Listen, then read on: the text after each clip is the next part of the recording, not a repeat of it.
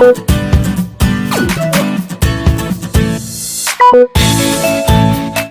सभी लोगों का स्वागत है बैंकिंग एकेडमी के इस YouTube चैनल पर, जहां पर एक बार फिर मैं संदीप चौधरी हाजिर हूं एक मोटिवेशनल स्टोरी लेकर, एक सक्सेस स्टोरी लेकर।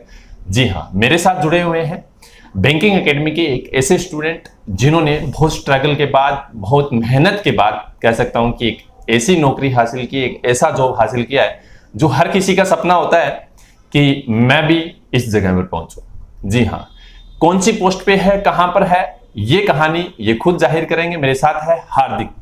जी हाँ हार्दिक, स्वागत है आपका बैंकिंग एकेडमी के इस चैनल पर। Thank you sir.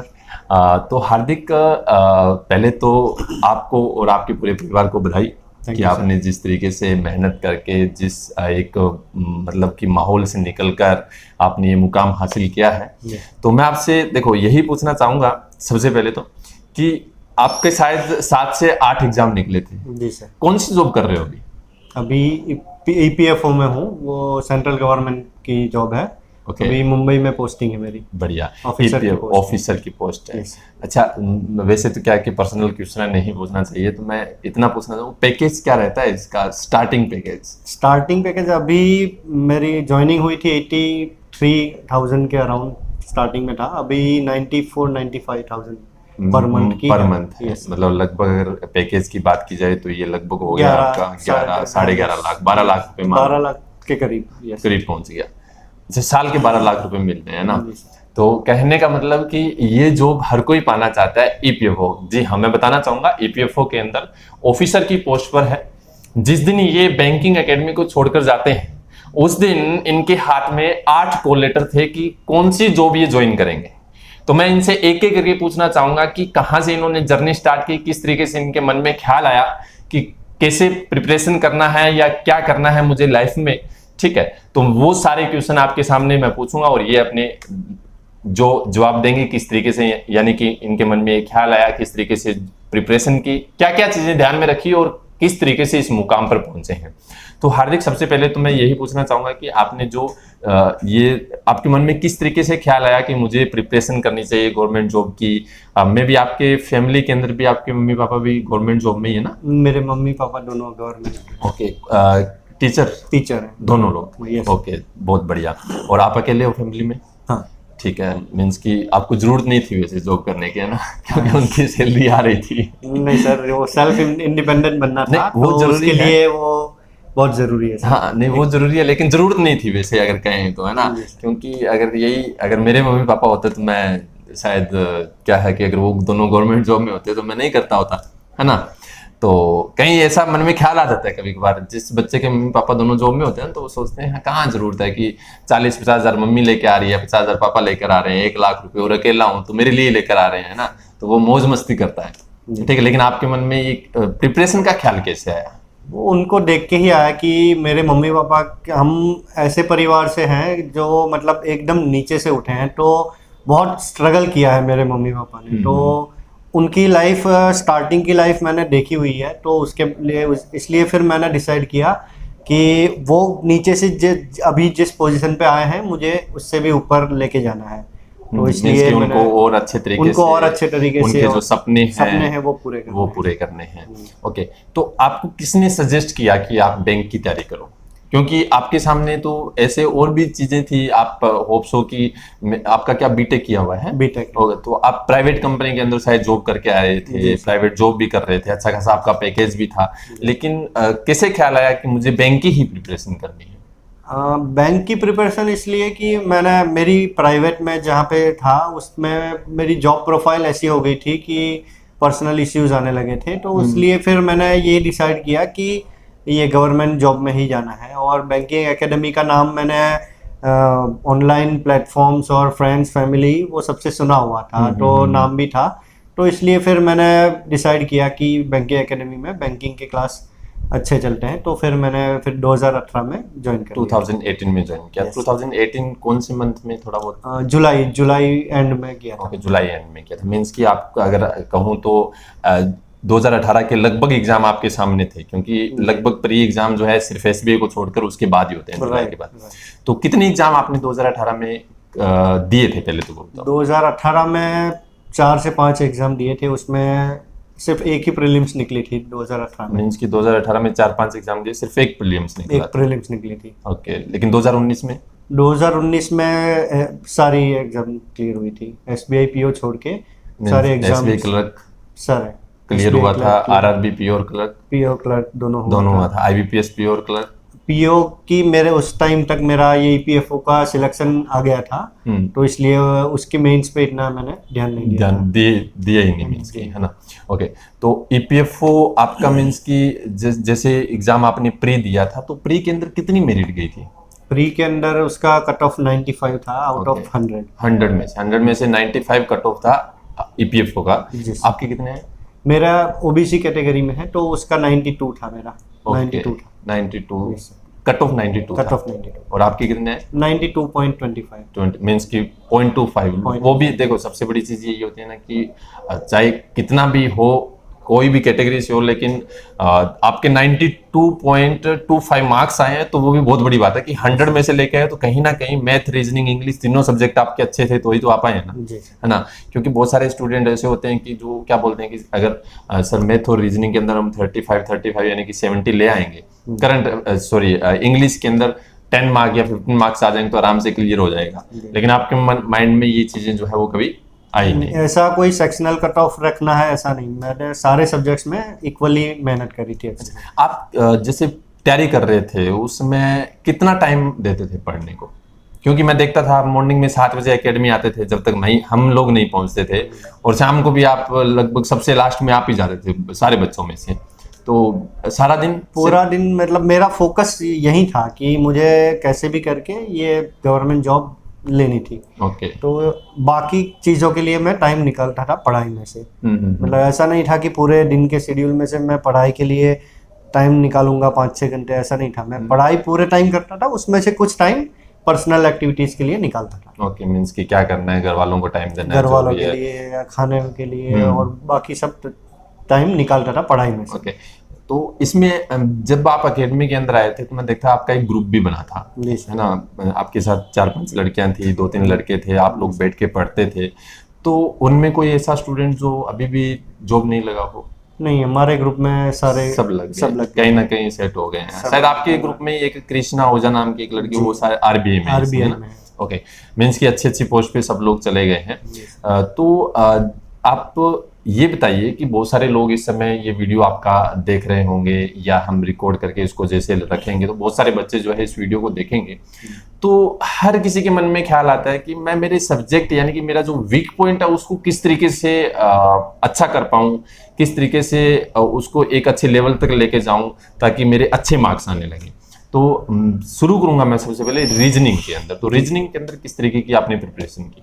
प्रिपरेशन में ऐसा है कि डाउट अगर आपको आता है तो उसको क्लियर करे बिना फिर आगे आप ये सोचेंगे कि मैं बाद में क्लियर कर लूंगा डाउट, तो ऐसा फिर नेक्स्ट टाइम वो कभी आता ही नहीं है। तो इसलिए आपको जब डाउट आए उसी टाइम पे क्लियर कर लो, और कंसिस्टेंसी रखनी बहुत ज़रूरी है। ठीक है। और मैथ के अंदर? मैथ्स के अंदर भी प्रैक्टिस से ही ये आता है। इसमें ये है कि प्रीलिम्स और मेंस में स्पीड बहुत चाहिए, तो विदाउट प्रैक्टिस स्पीड नहीं आएगी आपकी। अच्छा, आपका प्री के अंदर कभी ऐसा हुआ कि रीजनिंग में 35 में से 35 या मैथ में 35 में से 35 मार्क्स आए हो? जी। कौन से एग्जाम में? वो पर्टिकुलर एग्जाम याद नहीं है, लेकिन 2-3 एग्जाम में ऐसे आए थे। अच्छा, दोनों में 35 मार्क्स आए? यस। ओके, इंग्लिश के अंदर कैसा आपका कमांड कैसे बना? क्योंकि देखो 92.25 मार्क्स आपके अगर आए हैं प्री के लिए, तो जाहिर सी बात है कि इंग्लिश के अंदर भी आपने अच्छे खासे अटेम्प्ट किए होंगे। और अटेम्प्ट ही नहीं, अटेम्प्ट तो हर कोई कर लेता है, मैं 5 मिनट में 30 के 30 कर सकता हूँ, है ना। तो लेकिन मार्क्स लाना बड़ी बात है जी, है ना। तो आपके मार्क्स जो आए हैं वो किस तरीके से? उसके लिए रीडिंग, कंटिन्यूस रीडिंग रखनी पड़ती है। इंग्लिश में आप जितना रीडिंग अच्छे से करेंगे उतना आपका सभी चीजें, वोकैब से लेके ग्रामर सब। क्योंकि मेरे को लग रहा है कि आप जिस समय पढ़ते थे उस समय कोई ऑनलाइन प्लेटफॉर्म नहीं था एकेडमी का, तो आपका तो ऑफलाइन ही सब कुछ ऑफलाइन ही होता। हाँ, और आजकल तो क्या है कि स्टूडेंट को ऑनलाइन क्लास भी देना शुरू कर दिया है। डेली शाम को द हिंदू का चलता है एक एडिटोरियल, तो उसमें वोकैब भी बताते होते हैं। लेकिन आपको किस तरीके से वो वोकैब वगैरह तैयार करवाई गई थी? वोकैब हमें यही बोला गया था कि आप न्यूज़पेपर, और अगर न्यूज़पेपर आप में आपका इंटरेस्ट नहीं आता है तो आप नॉवेल पढ़ सकते हैं। लेकिन एक अगर आपको न्यूज़पेपर में इंटरेस्ट आ रहा है तो बेस्ट है न्यूज़पेपर ही पढ़िए। उसमें आपका करंट अफेयर्स भी प्रिपेयर हो जाएगा और इंग्लिश भी हो जाएगा। ओके, आपने करंट अफेयर का नाम लिया तो मेंस के लिए तो जरूरी होता है करंट अफेयर भी, है ना?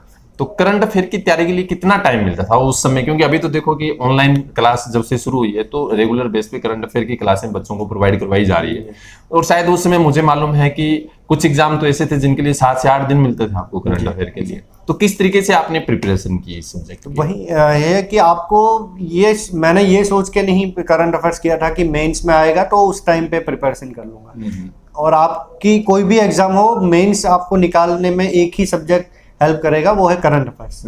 करंट अफेयर्स में अगर आपका कमांड अच्छा होगा तो बाकी सब में, बाकी मैथ्स, रीजनिंग, इंग्लिश आपका कितना भी अच्छा होगा, लेकिन अगर करंट अफेयर्स में आपका कमांड नहीं होगा तो आप मेंस क्लियर नहीं कर पाएंगे। तो पहले से ही मैंने सोच के रखा था कि मुझे प्रीलिम्स और मेंस दोनों के लिए अलग अलग प्रिपरेशन नहीं करनी है।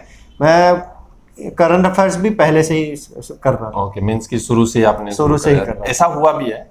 इस साल भी आईपीएस कलर का जो एग्जाम आया, रिजल्ट आया है, तो बहुत सारे ऐसे स्टूडेंट हैं जो, यानी कि अगर मेरिट देखोगे आप तो सेक्शनल कट ऑफ जो है वो यानी कि 2.25 जो है या फिर 2.50 लगभग यानी कि कट ऑफ गई है करंट अफेयर की। फर्स्ट टाइम ऐसा हुआ है, नहीं तो करंट अफेयर की जो कट ऑफ जो है ना वही 15 मार्क्स आ जाती, क्योंकि वो उतना आसान भी आता था और उतना अच्छे तरीके से बच्चे करते भी थे। लेकिन इस बार ऐसा ही हुआ कि एक स्टूडेंट जो करंट अफेयर के अंदर 5 नंबर लेकर आई, ठीक है, और मेंस एग्जाम के अंदर जो है यानी कि पूरा अगर देखें तो 70 मार्क्स मेरिट गई थी, उसके 66 बने। तो कहीं ना कहीं जो है वो 4 नंबर अगर करंट अफेयर में अच्छे से और आ जाते थे तो अब तक वो जॉब लग गए होते।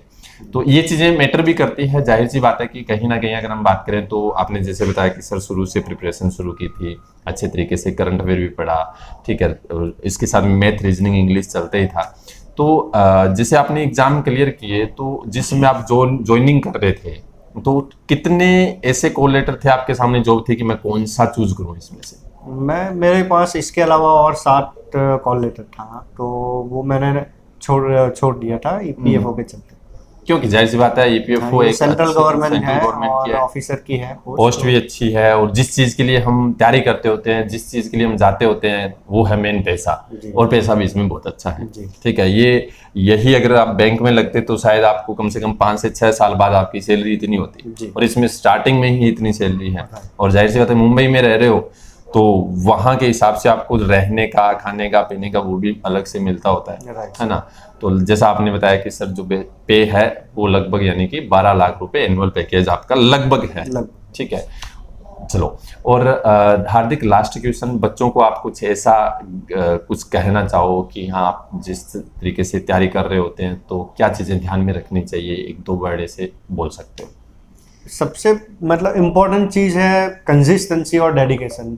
ये 2 चीज़ें आपको पहले से ही स्टार्टिंग से करनी पड़ेगी, क्योंकि आपको शुरुआत से ही इतनी मेहनत करो, अपना लेवल ही इतना बढ़ा दो कि कोई भी एग्ज़ाम आए आप एग्ज़ाम को दिमाग में रख के मत चलो। आप अपना एक लेवल से आप ऊपर अगर चले जाएंगे तो उसके बाद कोई भी एग्ज़ाम होगी आपसे क्लियर होगी, और उससे आपका कॉन्फिडेंस भी आएगा और आपको जो एग्ज़ाम फियर रहेगा वो भी नहीं रहेगा। ओके, दूसरी चीज, जब आप प्रिपरेशन कर रहे थे तो उस समय आपकी लाइफ के अंदर या आप प्रिपरेशन कर रहे थे, देखो जाहिर सी बात है कि घर वालों का सपोर्ट तो रहते ही रहता है, इसके साथ में फ्रेंड सर्कल होता है, उसके बाद में जहां हम प्रिपरेशन कर रहे हैं, जिस इंस्टीट्यूट में प्रिपरेशन कर रहे हैं तो वहाँ की फैकल्टीज का भी होता है। तो सबसे ज्यादा इफेक्ट आपकी लाइफ में किसका रहा है कि आपको मोटिवेशन हमेशा मिला हो कि नहीं, मुझे उनके द्वारा या वो ऐसे पर्सन जिन्होंने बहुत ज्यादा सपोर्ट किया हो आपको? मोटिवेशन तो मेरे बचपन से ही मेरे माँ बाप रहे हैं, उन्होंने बहुत ज़्यादा मोटिवेट किया है। कभी मुझे कुछ भी हो जाए, फेलियर में भी उन्होंने अच्छे से मुझे संभाल के रखा है, तो उनका सबसे बड़ा योगदान है मेरी सक्सेस के लिए। और उसके बाद जो बैंकिंग एकेडमी से भी मुझे जो सपोर्ट मिला, गाइडेंस मिला, वो भी काबिल तारीफ है। मैं लिटरली मैं अप्रिशिएट करता हूँ बैंकिंग एकेडमी के स्टाफ को कि उन्होंने जिस तरीके से मुझे गाइड किया और सब चीज़ों में सपोर्ट किया, तो ये 2 चीजें हैं मेरे लिए। बिल्कुल। और जब भी मैं देखता हूँ, देखो ये लगाव ही है कि जब भी आप 2 दिन 4 दिन के लिए जब भी सूरत आते हो तो अकेडमी में आते ही आते हो, मैं आता चाहे 10 मिनट के लिए आओ, चाहे 15 मिनट के लिए आओ, तो कहीं ना कहीं अगर बात करें तो ये जो दिल से आप जुड़े हुए हो, एक अटैचमेंट बन जाता है। बिल्कुल। तो आगे भी हार्दिक इसी तरीके से आगे बढ़ते रहो, ठीक है। इस वीडियो से बहुत सारे ऐसे स्टूडेंट होंगे जिनको बहुत कुछ सीखने को मिलेगा। लाइफ के अंदर उतार चढ़ाव आते रहते हैं, अगर उनको हम नेगलेक्ट करके और आगे बढ़ते रहेंगे तो हमें कभी भी जो यानी कि ये फेलियर शब्द है ना, ये आपका एक दिन पीछा छोड़ ही देगा, आपको हमेशा क्या सक्सेस ही मिलेगी। तो ये मोटिवेशनल स्टोरी जो कि हार्दिक पटेल की है, ये जब एकेडमी को इन्होंने ज्वाइन किया 2018 के अंदर, उसके बाद एक भी एग्जाम नहीं निकला, लेकिन 2019 के अंदर ऐसा कोई एग्जाम नहीं था जो यानी कि प्री और मेंस दोनों ना निकाले हो।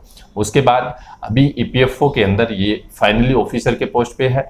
और अगर ऐसी यानी कि क्या है कि बहुत सारी पोस्टें हैं जो निकलती हैं, हम लोग उनका फॉर्म भी नहीं भरते हैं क्योंकि हम सोचते हैं ये हमारे लेवल की नहीं है। लेवल जब तक आप प्रिपरेशन नहीं करते हो तब तक आपका क्लर्क का भी लेवल नहीं होता है, असिस्टेंट का भी नहीं होता है, लेकिन जिस दिन प्रिपरेशन करने लगते हो उस दिन आपका लेवल बहुत हाई हो जाता है। तो आप भी इसी तरीके के अगर कोई वैकेंसी कोई जॉब निकलती है तो उसके अंदर हमेशा जरूर फॉर्म भरे, ये ना सोचें कि ये मेरे लेवल का नहीं है या मैं यहाँ तक नहीं पहुँच सकता। तो इस वीडियो को शेयर करिएगा अपने दोस्तों के साथ और उनको भी बताइएगा, और खास करके अपने यानी कि जो चाहने वाले हैं जो आपके साथ हमेशा रहते हैं उनको भी दिखाइए ताकि उनको भी कुछ इस वीडियो से सीखने को मिले। Thank you so much, bye bye, take care.